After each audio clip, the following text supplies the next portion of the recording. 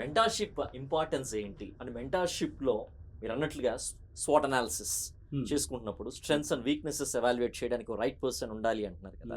In what way a mentor will assess his strengths and weaknesses, in what areas they are good and what areas they are weak అనేటువంటిది assessment అనేటువంటిది ఎలా చేస్తారు and దాని importance గురించి చెప్పాలంటే answers.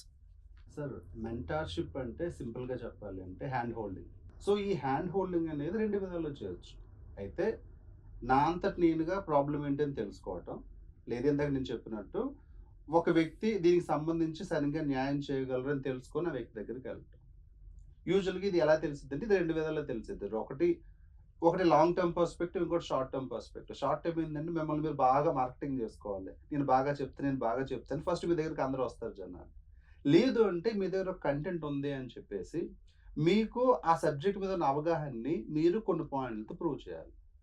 ఇదే question suppose for example ఇప్పుడు నేను ఈ కాంటెక్స్లో నన్ను తీసుకోండి sir. Now I'm mentoring students. ఇప్పుడు మా అకాడమీకి సంబంధించినంత వరకు we're mentoring close to 50 students. Okay sir. So వాళ్ళకి మెంటర్ చేయడానికి మేము తీసుకున్నటువంటి ఫార్ములా ఏంటి?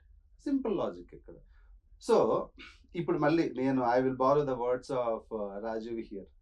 PYQs and love letters. Why? Because నాకు ఆ ట్యాగ్ చాలా మంచిగా నచ్చింది. పీవైక్యూస్ అనేవి ఒక ట్రెజర్ ట్రో. ఎందుకు అంటే సిలబస్ అనేది మనకు ఒక దిశ నిర్దేశం చేస్తే ఆ విత్ ఇన్ ద బౌండరీలో ఎలా నావిగేట్ చేస్తే ఫస్ట్ వెళ్ళిపోవచ్చు అనేది పీవైక్యూస్ చెప్తాయి. PYQs will provide that short cut. అయితే ఇప్పుడు ఈ మధ్యన చాలా మంది పీవైక్యూస్ గురించి కూడా మాట్లాడుతున్నారు. కానీ ప్రీవియస్ ఇయర్ క్వశ్చన్స్ అంటే ఏదో గత 2 సంవత్సరాలు గత 3 సంవత్సరాలు కాదు సార్. అట్లీస్ట్ ఒక 20-25 సంవత్సరాలకు సంబంధించిన క్వశ్చన్స్ ఆ టాపిక్ సంబంధించి ఫస్ట్ చూడగలగాలి. ఫస్ట్ మెంటర్ చూడాలి. అది మెంటర్ చూసిన తర్వాత మెంటర్ దానికి సంబంధించి థీమ్స్ ఐడెంటిఫై చేయాలి. ఒక సింపుల్ ఎగ్జాంపుల్ సార్, ఇప్పుడు జ్యుడిషియరీ తీసుకుందాం. జ్యుడిషియరీ తీసుకుంటే ప్రీవియస్ ఇయర్ క్వశ్చన్స్ అంటే జ్యుడిషియరీకి సంబంధించి దేనిపైన ఉన్నాయంటే జ్యుడిషియల్ అకౌంటబిలిటీ. జ్యుడిషియరీ అనే ఒక విభాగం సరిగ్గా పనిచేస్తుందా లేదా, జ్యుడిషియరీకి సంబంధించినటువంటి హెచ్చుతగ్గులు ఎలా ఉన్నాయి, ఎస్పెషల్లీ జ్యుడిషియల్ రివ్యూ అంటారు. జ్యుడిషియరీ ఇచ్చే జడ్జిమెంట్లు, జ్యుడిషియరీ తను ఇచ్చే జడ్జిమెంట్లు ఎగ్జిక్యూటివ్ డొమైన్లో బాగా ఎంటర్ చేస్తుందా లేదనుకుంటే ఇండిపెండెంట్గా ఉండేస్తుందా. ఇంకొకటి జ్యుడిషియరీకి సంబంధించి ఎప్పుడు వచ్చే కాంట్రవర్సీ ఏంటి అంటే జ్యుడిషియల్ అపాయింట్మెంట్స్. ఇది జ్యుడిషియరీకి సంబంధించినటువంటి థీమ్స్. అలాగే పార్లమెంట్ తీసుకుందాం సార్. ఈరోజు పార్లమెంట్ అనగానే మనకు ఫస్ట్ గుర్తొచ్చేది ఏంటి?